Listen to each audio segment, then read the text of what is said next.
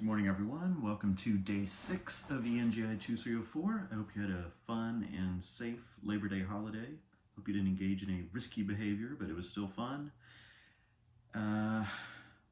For today, you should be submitting your response journal 1. We talked about that last time. You should also be finishing up the videos and quizzes on presentations.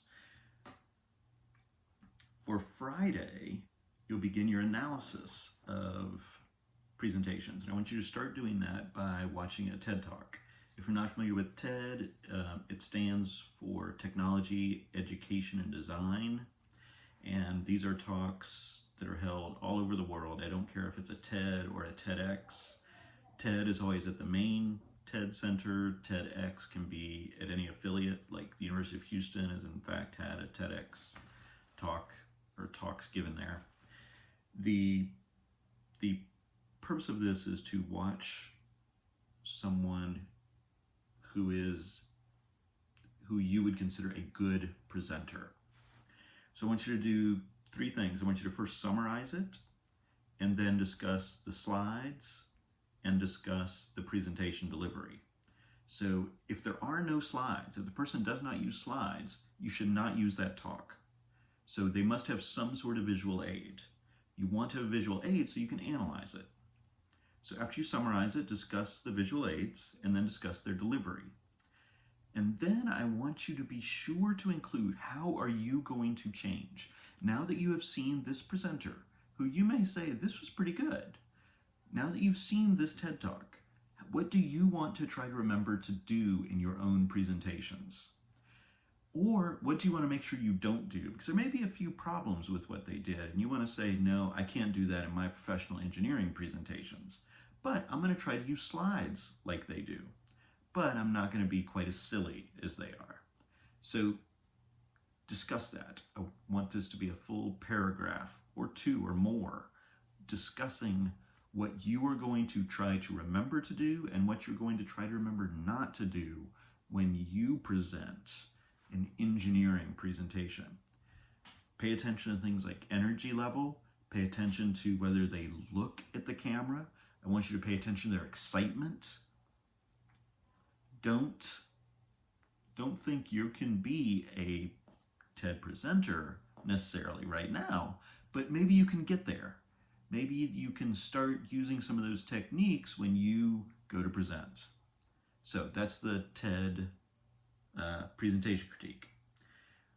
You should post the link to the TED Talk to the discussion board along with your critique of it, and also make sure you submit it to the assignments tab because that's where I'll grade it. Also, I finished reviewing your resumes, mostly pretty good. I made lots of comments. I also made some general comments, which I posted to the announcements. And your assignment 3 for the conventions of peer-reviewed journal articles is due by Friday. I had to make a change to that. We used to do a proposal assignment in this class. I've gotten rid of that proposal assignment, so you can't do part of it there. Read through assignment 3, you'll see what I mean. Instead, I want you to, and I've uploaded a new conventions of peer-reviewed journal articles document. Go download the new version, and in there it says you will write out the headings to your recommendation report. So make sure you do that. So what you're going to do for this one is you will look at the 3 articles, the 3 peer-reviewed journal articles, write down each heading, each major heading that they have, and then compare them. Are there any similarities? Are there differences? Why did this one do it differently? And then I want you to, so you'll write a complete paragraph explaining the similarities and differences between them. And it's explained in the conventions assignment document. And then I want you to use Microsoft Word's automatic heading feature to write out the headings for your recommendation report. And this is on page 129, I believe, in Finkelstein's Pocketbook of Technical Writing. It's chapter 8. And this is the major report you're going to have to write for this class. So I want you to go ahead and write out those headings. These will be a little different from the experimental work from the peer-reviewed journal articles because you're not doing an experiment, but the idea of the headings is similar.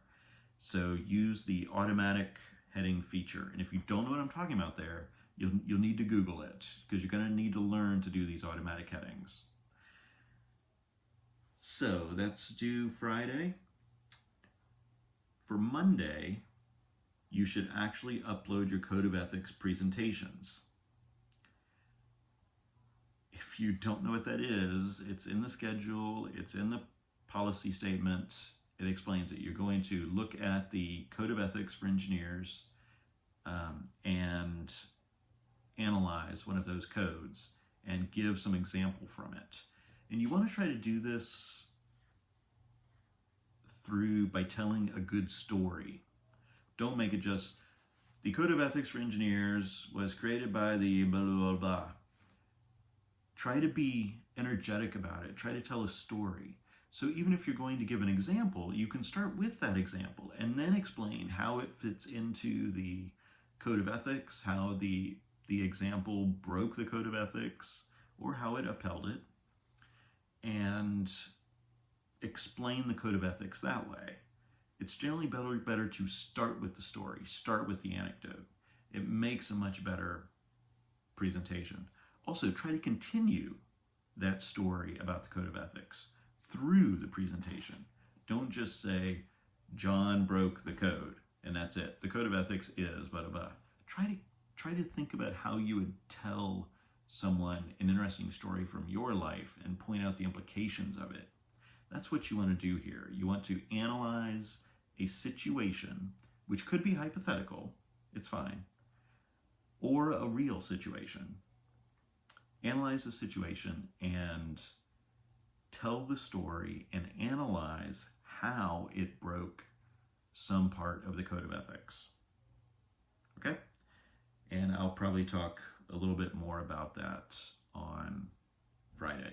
And what you'll do is make a YouTube video, keep it private, okay, or you can make it public, doesn't matter to me, but private means that anyone with the link can see it, not just anyone, okay? So I hope things are going well. You can always email me, come to office hours. Bye.